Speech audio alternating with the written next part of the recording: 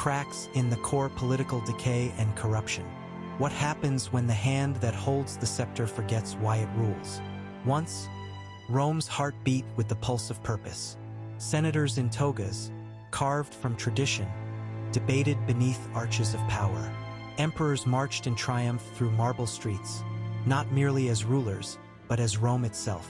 But in time, those marble pillars cracked. By the 3rd century, the imperial court had become a chessboard of treachery. Power passed not by lineage or law, but by coin, dagger, and desperate oath. Soldiers became kingmakers. The year 193 CE, the year of the 5 emperors, saw the empire sold to the highest bidder, as if Rome were nothing more than a marketplace of blood. One man, Pertinax, stood against the tide.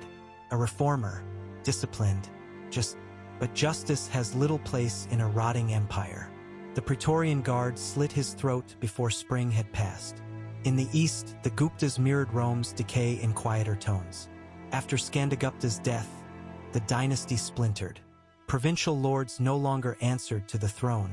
They became thrones. Coins once gleaming with divine symbols were now alloyed, impure, like the promises of their makers. Even across oceans, the Olmecs, keepers of stone giants and sacred calendars, saw their cities emptied.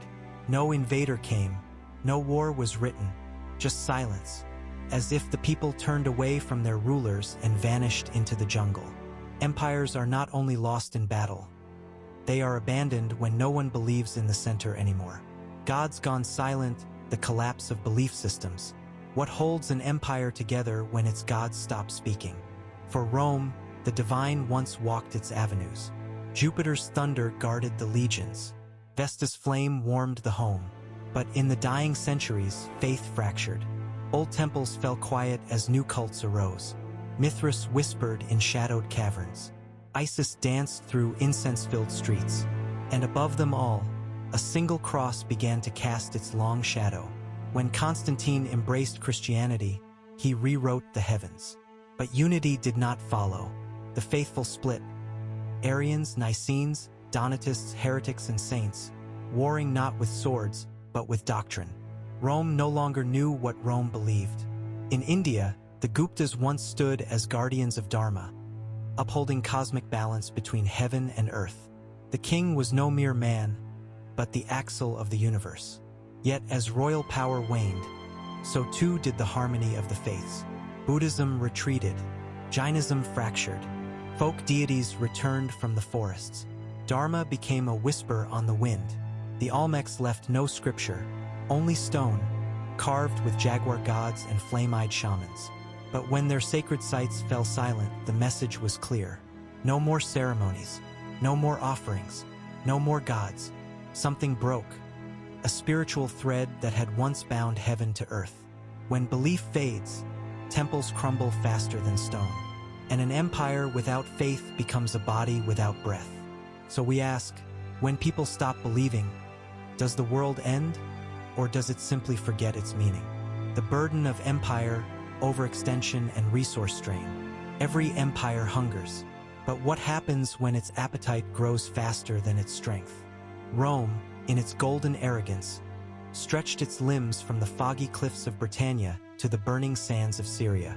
But each outpost cost silver, each legion wheat, each mile of road, sweat and blood. And when the barbarians came, Goths, Vandals, Huns, the legions could not be everywhere. Borders buckled, forts fell. Gold was spent not on glory, but on holding what could no longer be held. One Roman general lamented, "We are rich in taxes, poor in coin." In India, the Guptas expanded east, into the fertile but defiant Bengal. Wars were won, but not without cost. And as the Huna storm battered their western frontiers, India's golden age groaned under its own grandeur. The treasury emptied, defenses thinned. Expansion had become an anchor. Even the Olmecs, whose empire was not of conquest, but of trade, felt the burden. Their lands, once rich in cacao, obsidian, and maize, began to sour. Trees were felled, rivers overflooded. The jungles, once tamed, turned wild again.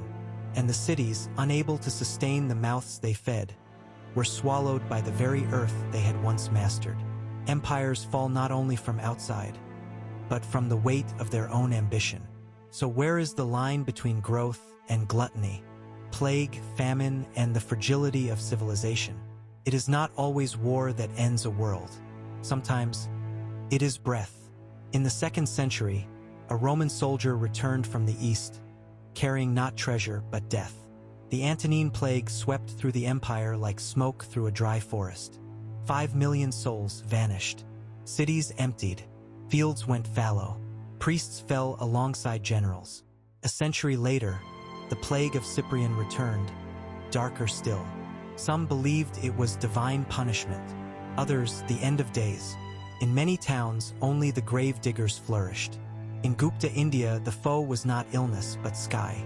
The monsoons faltered, the rains delayed, crops withered beneath a sun that no longer blessed the soil. Famine rippled through the Ganges. Starving peasants rose up. Kingdoms broke under the weight of empty bellies. And the Olmecs, the rivers that once fed their sacred cities, turned capricious.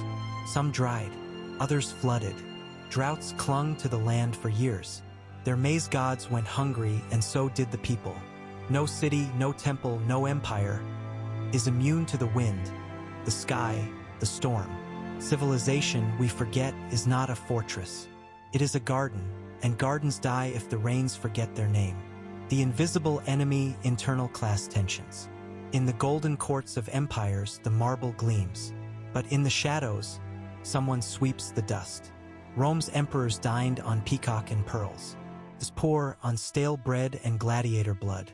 The divide grew vast and bitter. In Gaul, the Bugatti rose, farmers and outlaws who had had enough. They burned villas, killed tax collectors, rejected Rome not with manifestos, but with torches. The Guptas, too, saw the fruits of hierarchy rot. Kings granted lands to Brahmins, to generals, to poets, sacred gifts, but costly ones. The farmers who tilled these lands saw none of that glory. Only grain taken year after year, until the soil itself seemed to resist. And the Olmecs left no records of rebellion. But look closer. Those great heads carved from volcanic stone? They were rulers, revered, perhaps feared. But when the cities fell, the people did not carry their kings. They walked away from them. The collapse of empires is not always loud.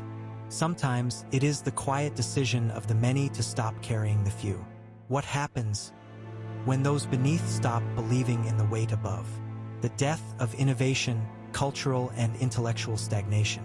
There is a moment in every civilization when creation gives way to imitation.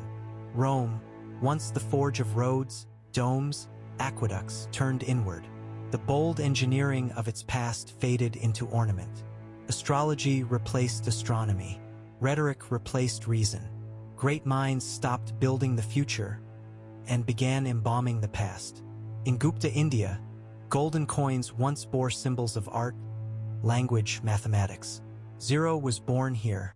Time was measured in epicycles. Aryabhata saw the stars and calculated the shape of the earth.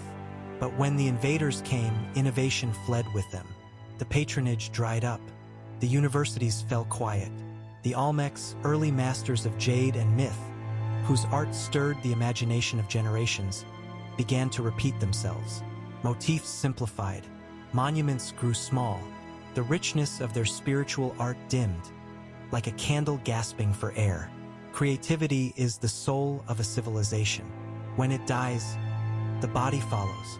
So ask, what happens when a people stop dreaming new dreams? Silence and survival, what remained after the fall? When the music stops, does the song truly end? Rome fell, yes, but not into darkness. Its roads still wound through Europe. Its laws echoed in new tongues. Byzantium would call itself Roman for 1,000 years. Even in the West, the ghost of the eagle lingered, in stone, in scripture, in soul.